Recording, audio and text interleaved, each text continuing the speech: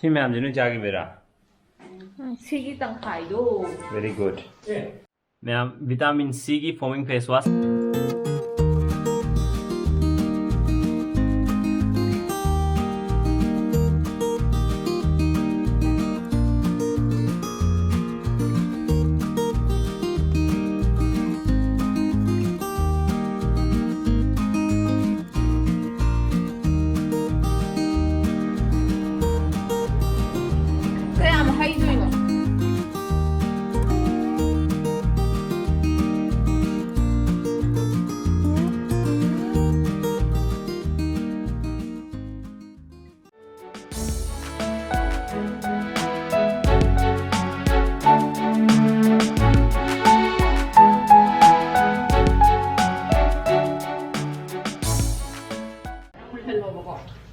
Sige mo nakupi da. Ang nakupi do.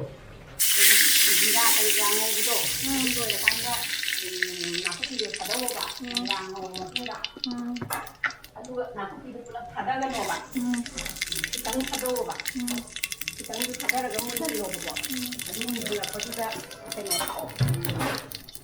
Nanti macam tu tahu. Apa itu jalan?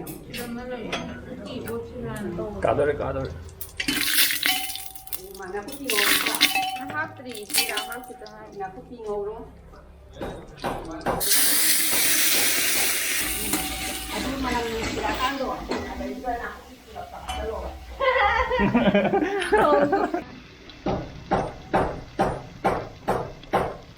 High ने मैंने कही होगी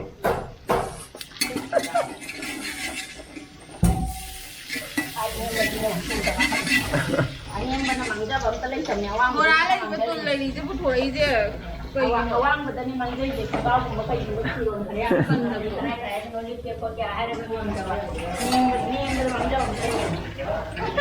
Khechri making and uti making process ngam mamang na pau do si process dai re sida luai am na dro sida chiang a la ga dum sol la luai re Maroi tangkai am hap telur na drum ni dah. Terus orang kain tu loh kat dari ni. Yang kapten betul dah tu.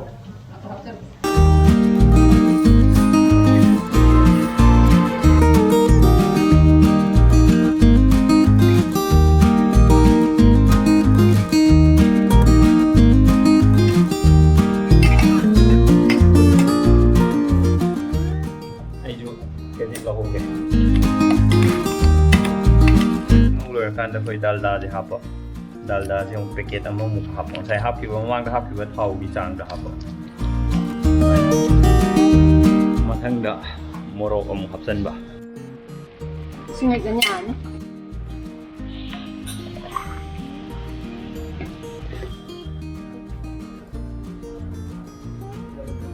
Nah, jadi pun lebih tetap macam.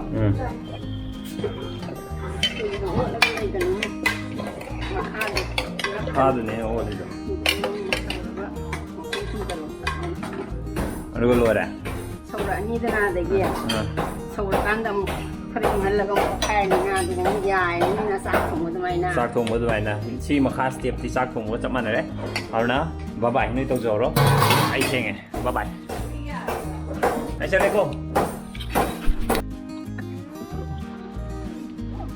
Ma'am अमुक चलुगे और ममांगी video सिंग दे मैमना फजना support तो वीर पेदम था thank you so much encouragement वीर पर ma'am thank you ngasi se khoi 84000 subscriber complete tore ma'am ariba amadi anova subscriber sing na support lep na to वीर पेदम था thank you so much ai makhata video ong ging mi gi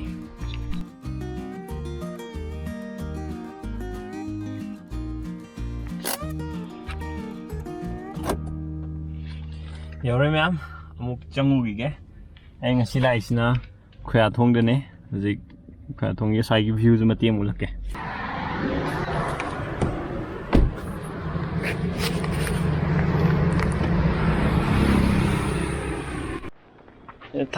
थाइना gi building ni si atai sina anobo sagat pa British na le ngai matang gi building du le sila sida uri building ji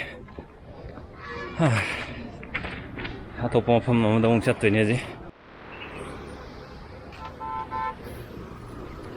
이제 뷰 안 봐서 내가 지금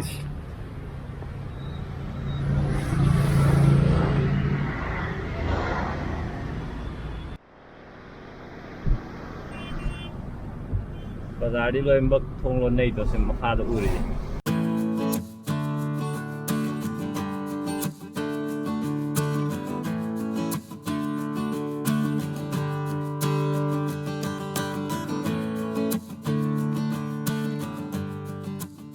Hozik amuk yore mafam do ai gi thabak khara leire sida tawthogi ge ma am du goren yum dong thengnarase ang da sima pa gi view je am phajaw ne soma da uri je ubro udara ai kumdhara ulakhe sidi ai gai je khama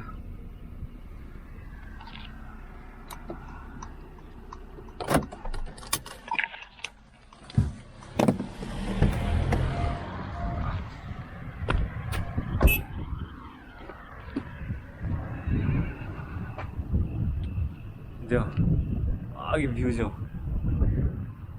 퍼져네. 아단 우드래. 임 요거는 하빠게.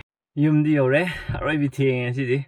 ngasai hogiba khechi ga oti ga joi chabak su phangdong mandre lem ga da lem moi da di ji kakhala ga khangani aro ngasai marks up dum lebe ko mai je yadre mai hana fat ong ta thoge adu ga oti labor leidabra labor loigraba yengo je mya ji ai mai ta na ba ong na thabirakpa vitamin C face wash foaming face wash ai mamang da jo hana sigi face wash se haijagrabane aro sida yawbe ingredient ma'am do ai site to side tholamge aro si je season ba ai yoina personally ai season ba am nungai hujik su tha amam khai adai muk sure si season ba regular basis to the ai season ade ai adom 2 days 3 days ki matung da amuk smaina wana halakpa kan da smaina mai ja na kitang cholan bi ba aduga sigi season ba am nungai je hana kitang methoni dana kitang methoni si methoga direct smaina dum noi gi bya si ne yam nungai samthoge har ju si lai lai na andro dum samthog ya ba smain to ni si smaina long khum den bi ni lore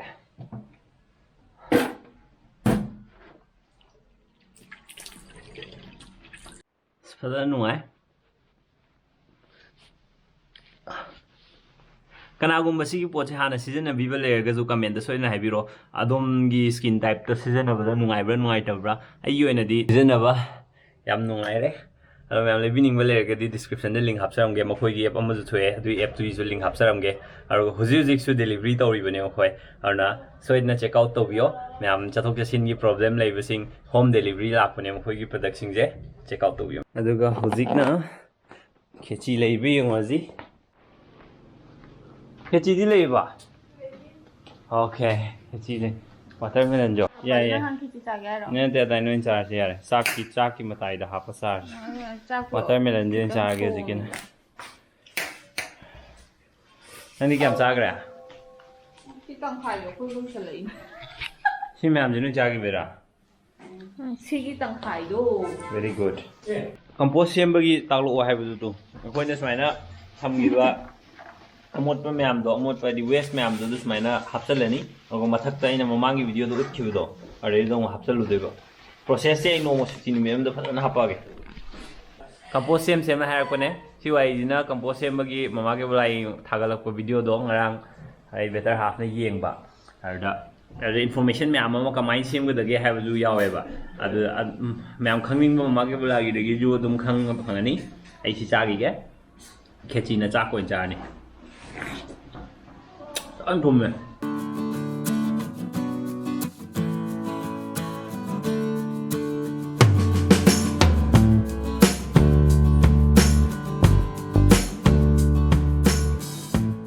Sini kang gamal hai father hai sina utti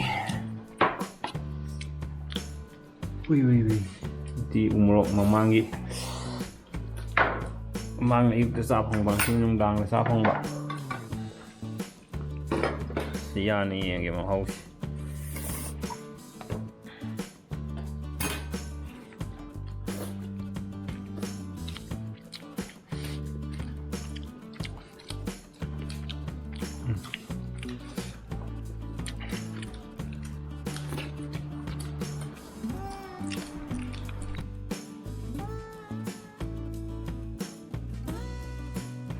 bem bem kg mari handa baje ha ni muk thana badane ma sa bada yam kakte sa ba pang kakte aduna ne mana swain to ije aro mana सानब exercise दी YouTube तगी येंगा सानबने और हजिकी मोर याम सामंदना गेम ताउदे वीडियो लोशन बजे ma'am ngasi di video jim ta si lotion jage ma'am नुंगाई वीडियो सोइदना लाइक सब्सक्राइब एंड शेयर सोइदना तौबिरमो और डिस्क्रिप्शन चेक तौबियो काउबिगनो